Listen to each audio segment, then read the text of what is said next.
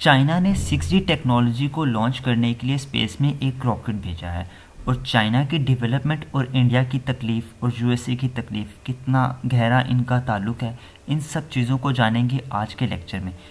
कोई भी पीडीएफ या आईआर की ई बुक्स को हासिल करने के लिए व्हाट्सएप ग्रुप ज्वाइन करें, और ग्रुप ज्वाइन करने का तरीका कमेंट में अपना नंबर या इस पेज पे अपना नंबर सेंड कर दें। चलते हैं टॉपिक की तरफ। चाइना ने 13 सैटेलाइट को एक ही वक्त में ऑर्बिट में भेजा है। उन 13 सैटेलाइट में से 3 जो थी वो चाइना की थी और 10 का ताल्लुक जो था अर्जेंटीना से था। और ये जिस रॉकेट में भेजा गया उनका नाम था लॉन्ग मार्च 6 रॉकेट।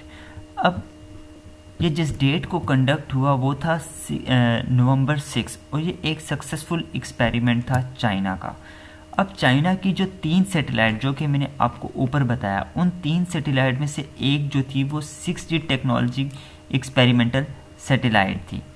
चाइना ये टेस्ट करना चाहता था कि इंटरनेट की स्पीड स्पेस में कैसी होगी।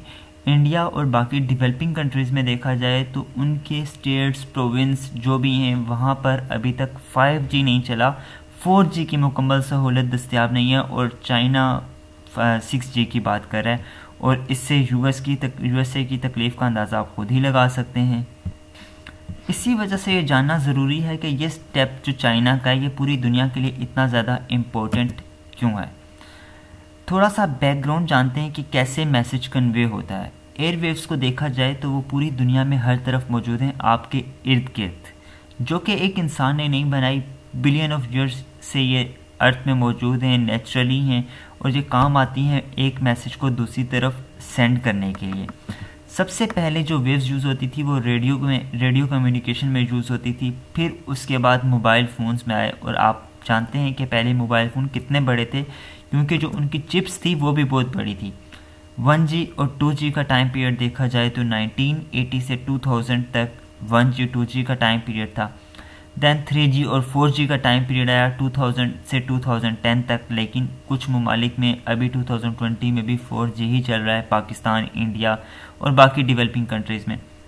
फिर 2020 से 2030 में नई डेवलपमेंट स्टार्ट होगी 5G और 6G की बात। अब ये जो एवोल्यूशन है टेक्नोलॉजी में, ये नेवर एंडिंग प्रोसेस है, day by day, year by year ये चेंज होता जा रहा है। 1G से 4G तक जितनी भी टेक्नोलॉजी है उनकी जो वेव्स थी वो फ्रीक्वेंसी थी वो मिलीमीटर्स में थी, लेकिन 5G और 6G स्पेशली 6G की जो टेक्नोलॉजी है वो कन्वर्ट हो जाती है टेराहर्ट्ज़ फ्रीक्वेंसी में, जो कि 10 टाइम उसकी स्पीड ज़्यादा होगी 5G से। आप कह सकते हैं कि जैसे ही आप टच करेंगे और वो उसको ब्राउज़ कर देगा, इतनी उनकी स्पीड होगी। और ये जो टेस्ट हुआ ये काफ़ी कामयाब हुआ कि इन फ्यूचर स्पेस में भी इंटरनेट वगैरह ये ऐसे चलेगा। यूएसए, इंडिया, जापान ये 3 ममालिक हुए हैं कि उनको काफ़ी ज़्यादा तकलीफ़ थी। एक डर था उनके जहन में कि कहीं 5G की कंप्लीट डोमिनेशन चाइना ही ना ले जाए, और इन्होंने इसके लिए एक ग्रुप बनाया, ब्लॉक बनाया, जिसको कहा जाता है D10 डेमोक्रेटिक कंट्रीज़ 10 जमहूरी डेमोक्रेटिक कंट्रीज़ का ये अलायंस था, जिस पे मैंने आपको वीडियो भी बनाई थी और ऊपर आई बटन पर क्लिक करके आप देख भी सकते हैं। अब ये D10 कंट्रीज़ वो थे जिनमें G7 तो पहले के मौजूद थे, लेकिन 3 नए ममालिक इसमें शामिल हुए, इंडिया, साउथ कोरिया और ऑस्ट्रेलिया। इस D10 कंट्रीज़ का जो मकसद था वो था कि जो 5G की मोनोपोली है चाइना की उसको रोकना, जो कि कामयाब नहीं हो सका इंडिया स्पेशली।